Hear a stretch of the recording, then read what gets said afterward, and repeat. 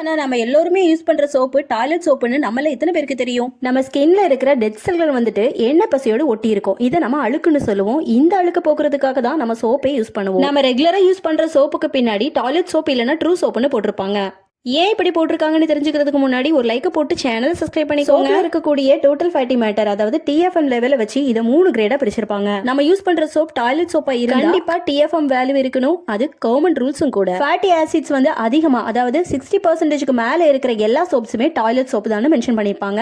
அதாவது டாய்லெட் போயிட்டு வந்தாலும் ஹேண்ட் வாஷ் பண்ணா கூட அந்த கிருமிகளை கொல்ற சக்தி இந்த TFM அதிகமா உள்ள சோப்புகளுக்கு இருக்குன்னு பார்க்கப்படுது. இந்த TFM லெவல் அதிகமா உள்ள சோப் பாத்திங்க்கு யூஸ் பண்ணலாமான்னு கேட்டா கண்டிப்பா யூஸ் பண்ணலாம். ஆனா இது சில பேருக்கு ஒத்துக்காது. சென்சிட்டிவ் ஸ்கின், ட்ரை ஸ்கின் இவங்கெல்லாம் இந்த மாதிரியான pH அதிகமா உள்ள சோப்பை யூஸ் பண்ணனா ஸ்கின் ரொம்பவே வறட்சி ஆகுறது மட்டும் இல்லாம ஸ்கின் டேமேஜ் ஆகி அலர்ஜி ப்ராப்ளம்ஸ் கூட வருது. இவங்கெல்லாம் பாத்திங் பார்னு சொல்லப்படுற சிந்தட் பார்ஸை அதிகமா யூஸ் பண்ணலாம்.